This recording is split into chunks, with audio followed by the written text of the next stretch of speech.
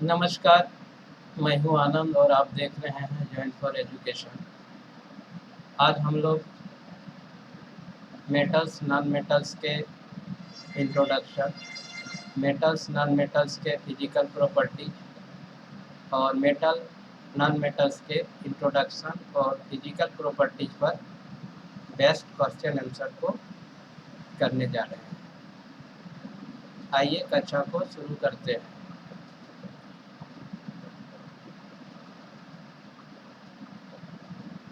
Introduction of metals के अंतर्गत हम लोग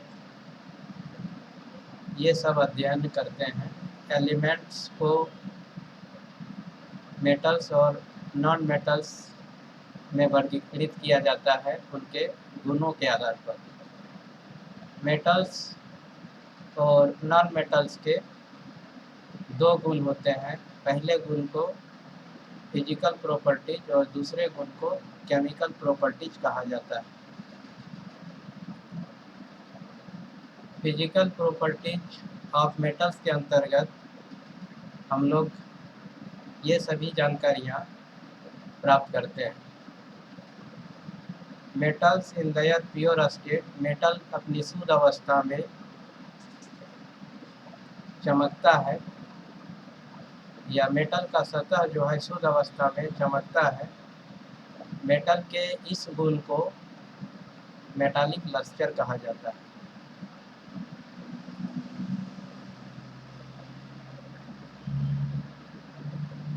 मेटल सामान्यतः कठोर होता है और इसकी कठोरता मेटल टू मेटल अलग अलग होता है।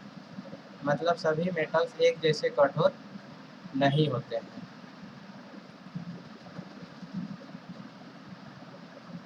कुछ मेटल्स को पीट करके पतला शीट या चादर बनाया जाता है। मेटल के इस प्रॉपर्टी को मैलेबिलिटी कहा जाता है। गोल्ड और सिल्वर बहुत ही मेलेबल होते हैं। कुछ मेटल का तार खींचा जा सकता है जिसे डक्टिलिटी कहते हैं। गोल्ड जो है सबसे ज़्यादा डक्टाइल मेटल है।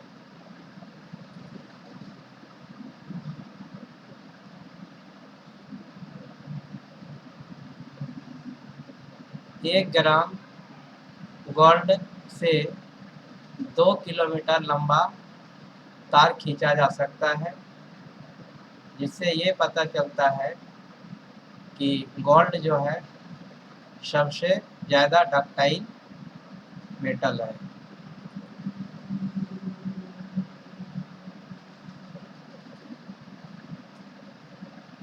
मेटल को अलग अलग आकार दिया जा सकता है हमारी आवश्यकता के अनुसार, जिसमें मेटल के मैलेबिलिटी और डक्टिलिटी गुण का उपयोग किया जाता है। ये दोनों ही मेटल के फिजिकल प्रॉपर्टीज हैं।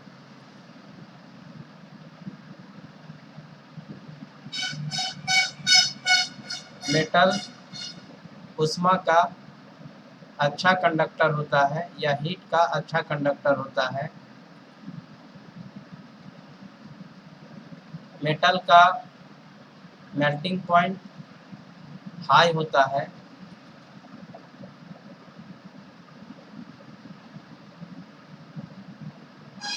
हीट का सबसे अच्छा कंडक्टर सिल्वर और कॉपर होता है।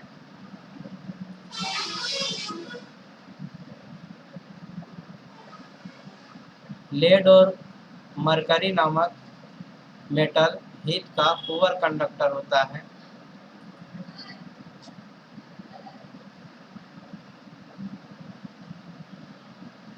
मेटल इलेक्ट्रिसिटी का भी गुड कंडक्टर होता है।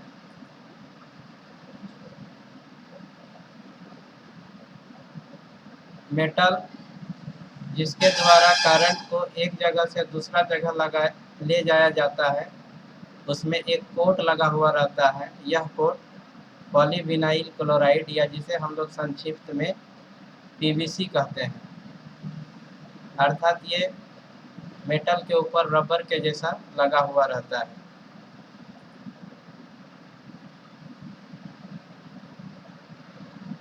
मेटल को चोट करने से साउंड उत्पन्न करता है, इसीलिए इसके इसी गुण को मेटल का सोनोरस प्रॉपर्टी कहा जाता है, और इसी सोनोरस प्रॉपर्टी के कारण स्कूल इत्यादि में बेल का उपयोग या बेल बनाने में उपयोग किया जाता है। कुछ जनरल प्रॉपर्टीज ऑफ मेटल और नॉन मेटल्स के बारे में जानते हैं। वो सारे के सारे फिजिकल प्रॉपर्टीज थे। अब इसके कुछ जनरल प्रॉपर्टीज जो मेटल और नॉन मेटल दोनों में उपयोगी होते हैं। नॉन मेटल्स या तो सॉलिड अवस्था में होता है या फिर गैस अवस्था में केवल ब्रोमीन को छोड़ करके। ब्रोमीन जो है आपका लिक्विड अवस्था में पाया जाता है, और ब्रोमीन एक नॉन मेटल है। सारे मेटल मरकरी को छोड़कर सॉलिड अवस्था में पाए जाते हैं कमरे के तापमान या रूम टेम्परेचर पर।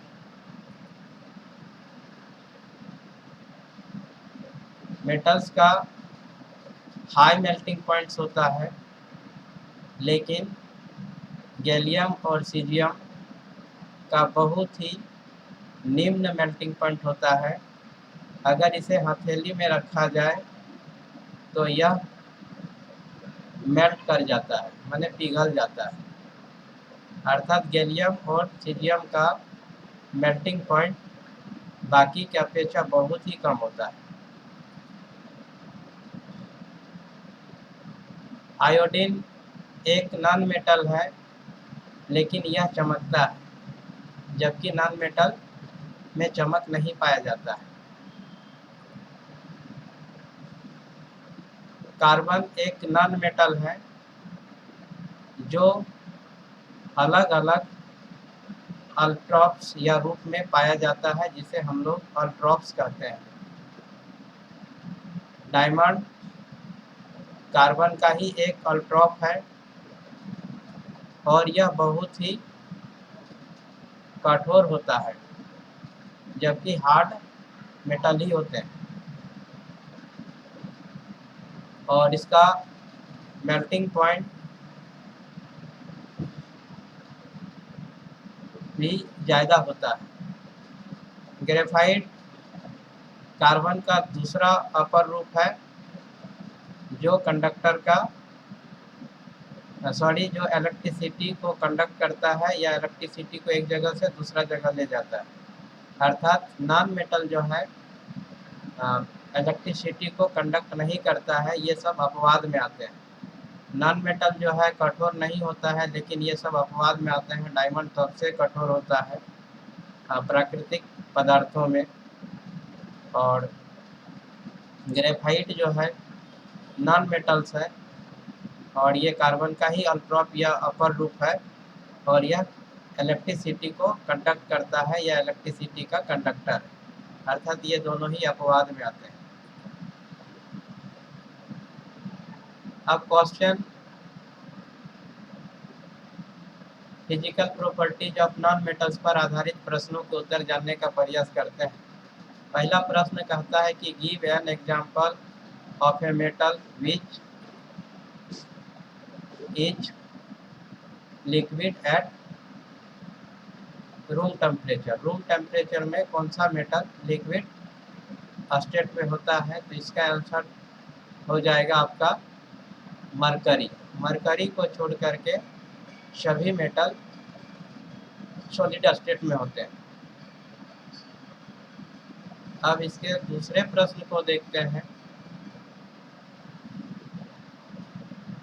कौन सा मेटल है जिसको आसानी से चाकू से काटा जा सकता है?